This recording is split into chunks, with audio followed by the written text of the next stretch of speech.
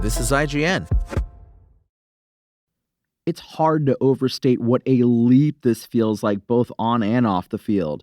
This is your IGN review of Madden NFL 26 by Will Borger. To be a sports fan is to have hope. You have to believe. Yeah, sure, maybe the wheels fell off last year and your team was a first-round playoff exit. Maybe that rookie they drafted turned out to be a bust. Maybe the coaching staff has no idea what they're doing. But you have to believe in your soul that things might be different next year. You know, they probably won't be, especially in the NFL, but you believe regardless, because what else is there to do? Being a fan of annual sports games recreates that strange sense of hope.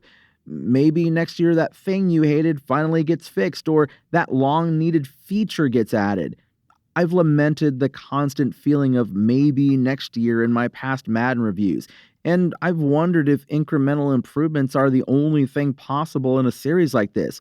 But boy, howdy did EA Tiburon prove me wrong with Madden NFL 26. There may be still room for improvement, but this is easily the best Madden in a long time.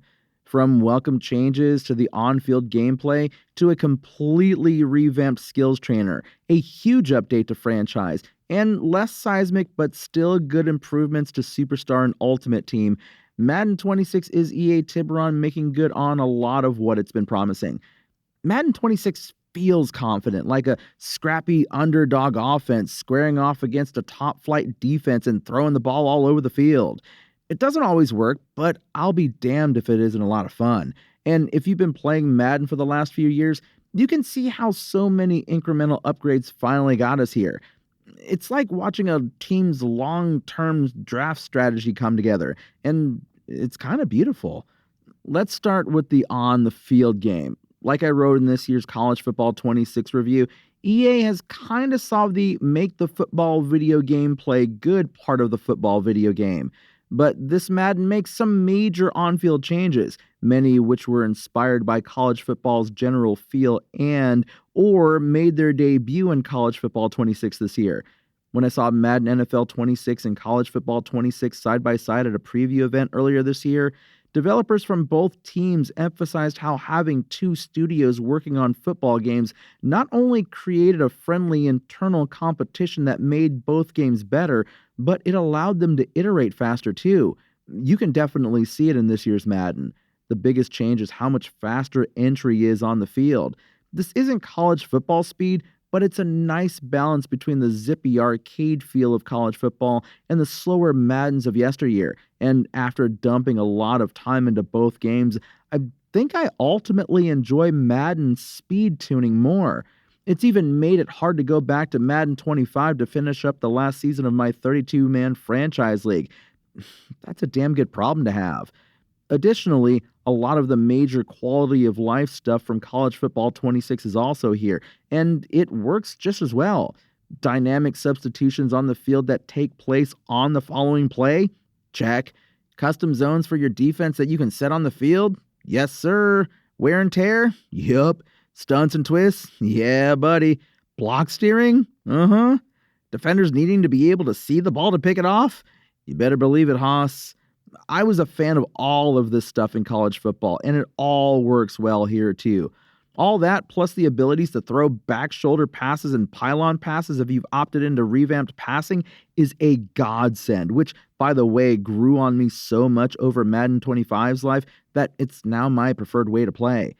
Okay, let me quickly talk about the changes I don't like. First and foremost, training camp. EA Tiburon has doubled down on minigames this year and reworked training camp to compensate, and listener, I hate it. I hate it. There are fewer minigames and thus fewer opportunities to train more of your roster.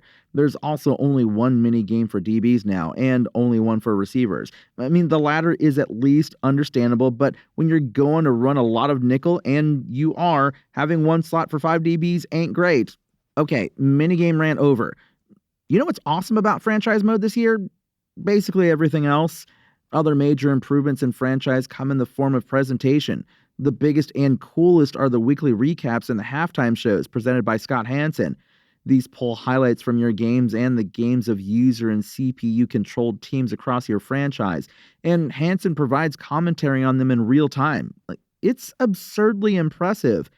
When EA showed off what Madden NFL 26 would be this year, I wasn't sure I believed it. Not because I didn't want to or because I thought it was being lied to, but because it almost felt too good to be true. It promised improvements and changes I have wanted for years, and, well, they're all here. EA pulled it off. This is simply a straight-up better game than Madden 25, both on the field and off of it.